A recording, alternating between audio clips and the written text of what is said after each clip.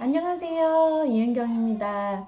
오늘은 아이들 용돈 사용에 대해서 좀 이야기를 해볼게요. 용돈 되게 고민되시죠? 줘야 돼, 말아야 돼. 막 줬다가 또 어떻게 되고, 또 우리 아이만 안 주기도 그렇고, 네, 고민이 되실 텐데요. 저의 말이 정답은 아니지만, 네, 참고가 되실 것 같아서, 네, 용돈에 대해서 좀 이야기를 해볼게요. 용돈은요, 기본, 기본적으로 딱 그 두 가지가 필요해요. 용돈을 생각을 할 때는요. 용돈을 보통 뭐 매일 단위로, 주 단위로 이렇게 주시잖아요. 주시려고 하시면 그렇게 주실 거예요. 용돈이라는 거는요, 첫 번째 일관성이 있어야 돼요. 주기로 한 날짜에 무조건 줘야 돼요. 주기로 했다면. 네. 그게 기본이에요. 이번 주는 주고 다음 주는 야, 너 지난주에 뭐 어떻게 했잖아 이러면서 안 주면 안 돼요. 그리고 오늘 엄마가 돈이 없어가지고 못 주네 막 이렇게 하면 안 돼요. 네.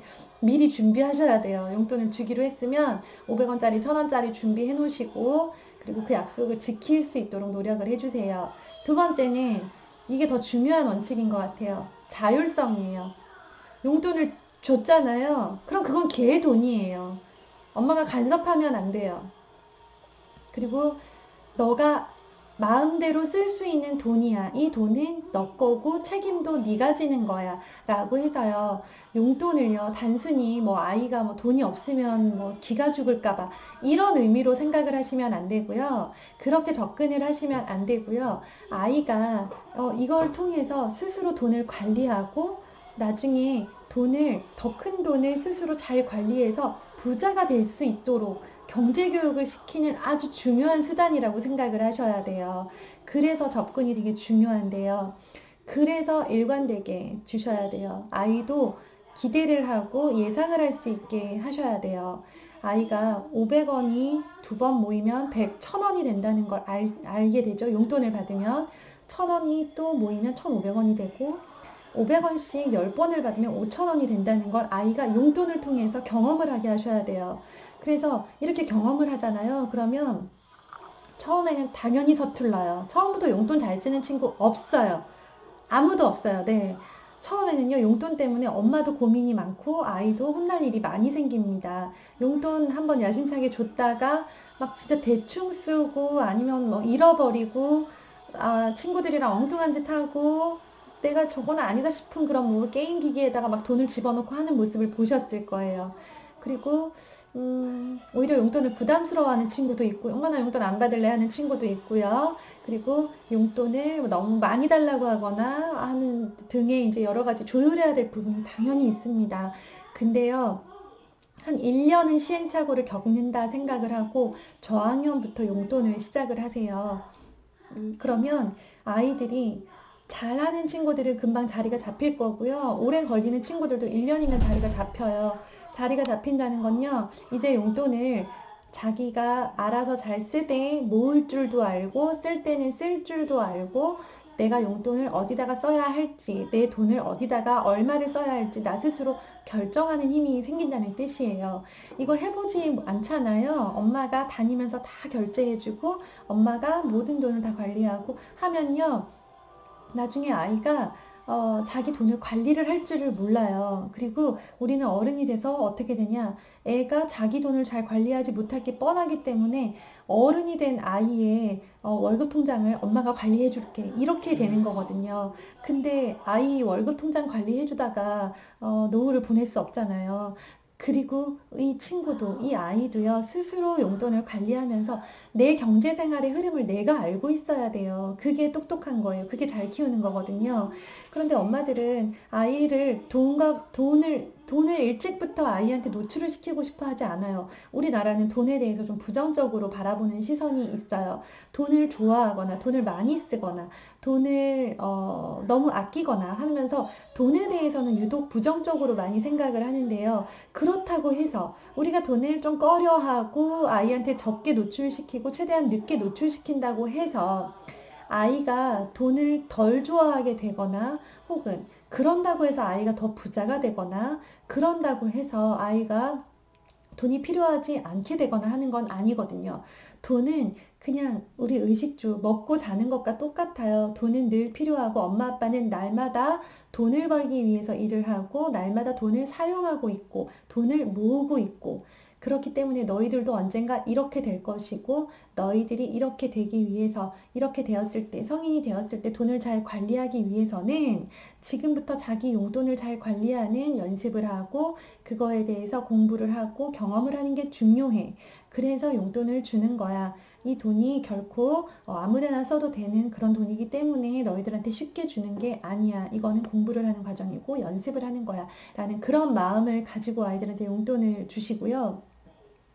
용돈을 이제 생각할 때 뭐 이것저것 결정할 게 많아요. 예를 들어서 세뱃돈으로 받은 거는 어떻게 할 거냐. 그거는 이제 알아서 하세요. 다양한 방법이 있잖아요. 저축하시는 분들 많이 봤고요. 또 뭐 그참에 이제 그런 돈을 모아서 뭐 사고 싶었던 거 하나 큰 거를 사기도 하고 다양한데요. 여기서 말씀드리는 용돈은 규칙적으로 일정하게 아이에게 지급되는 아이가 알아서 써도 되는 돈을 말하는 거예요. 저는 빠를수록 좋다고 생각을 하고요. 아이가 자기 돈이 얼만지, 1,000원을 가지고 과자를 살 수 있는지 없는지, 만 원을 가지고, 10,000원을 가지고 그러니까 과자를 많이 살 수 있는지, 5,000원을 가지고 많이 살 수 있는지, 이 정도를 분별할 수 있는 정도가 되면요, 이제 아이는 자기 스스로 물건을 살 수 있게 되는 거예요. 그러면 용돈을 시작하셔도 돼요. 아까 말씀드렸듯이 일찍 시작할수록 자리 잡는데 여유 시간이 많이 걸리죠. 5학년 때 처음으로 준 아이한테 주자마자 용돈기 입장을 막 쓰라고 강요를 하면요. 얘는 용돈이라는 시스템 자체에 적응할 새도 없이 용돈이 굉장히 짐스럽게 느껴질 거예요. 용돈 때문에 용돈기 입장을 써야 되잖아요. 그러지 마시고요. 한 1학년, 2학년, 저학년 때 시작을 하세요. 아이가 자기 돈을 주머니에 잘 넣고 다니고 돈이 있는지 없는지를 확인할 수 있는 그 정도 나이가 되면 시작을 하시되 아이한테 주기로 한 날짜 그리고 주기로 한 금액을 정확하게 지키시고 그 돈을 아이가 쓴 거에 대해서는 노터치. 네. 간섭하지 마세요. 정말 쓸데없는 일에 돈을 쓰고 왔다 하더라도요. 아이가 쓰고 온 거에 대해서 그래 너 돈이니까 네가 책임지는 거야 라고 해서 네가 근데 이제 아이가 나중에 필요한 거 갖고 싶은 게 생기겠죠? 그러면 그럴 때 엄마가 사줄까 사주지 말까 이걸 물어보지 마세요. 너 용돈 모아서 사 라고 하면 되는 거예요. 그러면 아이가 용돈을 모아야만 저걸 살 수 있구나. 그리고 용돈을 모으면 저걸 살 수 있게 되는구나. 라는 걸 계속 알아가요. 그러면서 용돈을 모아야 되겠다라는 생각이 들게 될 거예요. 어느 순간 원하는 게 생기기 때문에 처음에는요, 처음에 몇 달간은 정말 아이가 막 쓸 거예요. 돈이 생기니까 너무 좋잖아요. 자기가 그것도 마음대로 쓸 수 있는 돈이 생겼다고 하니까 너무 좋아서 아이스크림도 사 먹고 게임도 하고 뭐도 사고 친구도 사주고 막 이렇게 될 거예요. 그런데 이제 지나고 나서 엄마가 내가 갖고 싶은 게 생겼는데 엄마가 사주지 않는다. 근데 용돈으로는 사도 된다라고 하잖아요. 그러면 이제 돈을 모으기 시작을 할 거예요. 돈을 모으면 저걸 살 수 있구나라는 걸요. 자기 생활에서 알게 되는 거죠. 그렇게 자연스럽게 알아야만 이 습관이 평생을 갈 수 있어요. 엄마가 아무리 이렇게 돈을 많이 모아야 부자가 될 수 있고 아무리 말을 한들 아이들은 어차피 잘 듣지 않잖아요. 그렇게 말할 것이 아니라 정말로 돈을 모아서 자기 마음대로 큰 물건, 비싼 물건을 한번 사보는 경험은 아이한테 이보다 더 좋은 경제 교육은 없어요. 유대인들이요, 굉장히 똑똑하다고 하잖아요. 유대인들은 좀 특별하다고 이렇게 좀 되고, 유대인의 교육법이 우리나라에 굉장히 많이 소개가 되고, 전 세계적으로 엄마들의 선망의 대상이 되는데요. 그 유대인들이 정말 어린 시절부터 많은 돈을 스스로 유용할 수 있도록 그런 권리를 준대요. 그거 자체가 경제 교육인 거예요. 그래서 유대인들이 똑똑하기도 하지만 부자들도 많은 게 어릴 때부터 경제 교육이 잘 되어 있기 때문이에요. 저는 우리나라에도 좀 이런 문화가 생겼으면 좋겠다는 생각을 했어요. 아이들이 자기가 스스로 돈을 경험해 볼 수 있는 경험을 최대한 많이 주는 그런 분위기였으면 좋겠어요. 그래서 물론 우려되는 부분 저도 알고 있어요. 네. 우려스러운 부분은 너무나 많지만 그런 걱정스러운 부분 때문에 아예 용돈을 주지 않고 용돈은 안 돼. 우리는 금지. 너는 엄마가 필요한 거 있으면 엄마한테 얘기해. 언제까지 이렇게 할 수는 없는 거잖아요. 그쵸? 그리고 이거를 늦춘다고 해서 아이한테 도움이 되는 거 글쎄요, 아이가 돈을 갖고 다니면서 친구를 막 사주거나 친구들이 아이한테 들러붙어서 뭘 사달라고 하거나 아니면 그 돈을, 큰 돈을 잃어버리거나 혹은 너무 많은 돈을 학교에 가져갔다가 친구들이 막 돈 많다고 막 이렇게 하는 그런 케이스들은 저는 많이 봤어요.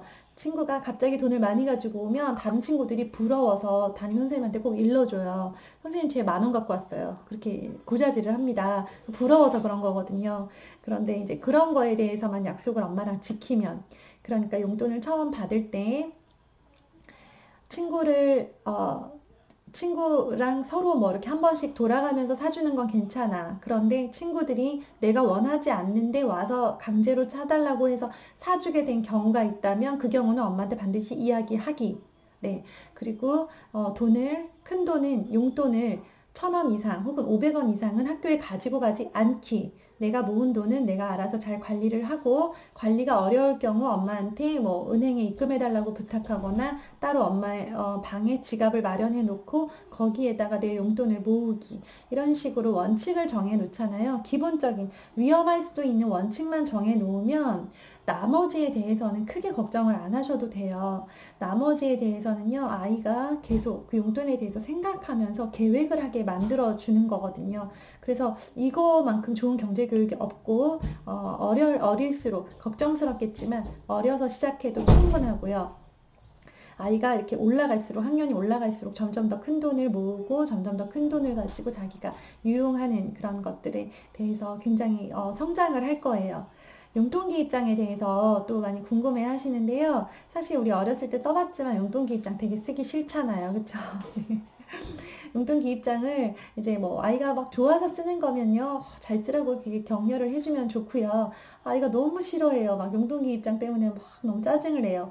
그런 아이한테 기존 틀로 이렇게 나와 있는 용돈기 입장을 강요를 굳이 하지 마시고요. 조금 심플하게 하셔도 돼요. 그래서 잔액 얼마 이것까지 남기면 사실 지갑 안에 잔액이 들어있기 때문에 아이는 알고 있는데 그걸 다 기록하는 걸 좀 귀찮아할 수 있어요. 그렇다면 네, 쓴 것만 지출 내역만 기록을 하는 것도 괜찮아요. 어디에 돈을 썼는가가 사실 가장 중요하잖아요. 얼마를 또 받았고 이거는 아이한테는 크게 중요하고 기록에 남겨야 될 필요는 없기 때문에 어디다가 얼마를 썼는지 그러니까 지출 내역을 자기가 스스로 한번 볼 수 있게 나중에 내가 돈이 왜 이렇게 없어? 혹은 나 돈 되게 많네? 라고 생각할 때 그 출처가 궁금해질 때 용돈기 입장을 한번 볼 수 있도록 네, 하시고요. 용돈기 입장은 그러니까 그 쓸 때 뭐 여러 가지 그 양식들이 있어요. 보시고 좀 심플하다 싶은 걸로 골라서 아이한테 권해주시면 좋고요. 네, 너무 싫어합니다. 그러고 아이가 이렇게 용돈을 막 함부로 쓰지는 않는 스타일이다 하시면요. 굳이 기입장을 강요해서 아이한테 짐을 하나 더 이렇게 줄 필요는 없는 것 같아요. 우리 어머님들 가계부 혹시 다 쓰시나요? 네.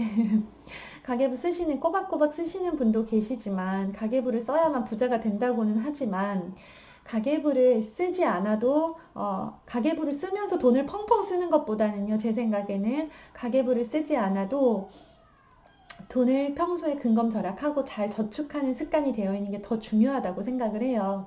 그래서 그 가계부를 쓰는 것 자체에 만족을 해서 막 돈을 저축은 하나도 하지 않고 돈을 펑펑 많이 쓰고 이렇게 자기 만족을 하지 마시고요. 네. 그런 아이들도 그런 성향이 있을 수 있어요. 기입장만 잘 쓰면 용돈을 잘 쓴 거라고 생각할 수 있거든요. 근데 그게 포인트는 아니잖아요. 그쵸? 네. 그러니까 아이가 스스로 결정한 일에 책임을 지게 만드는 거. 자율적으로.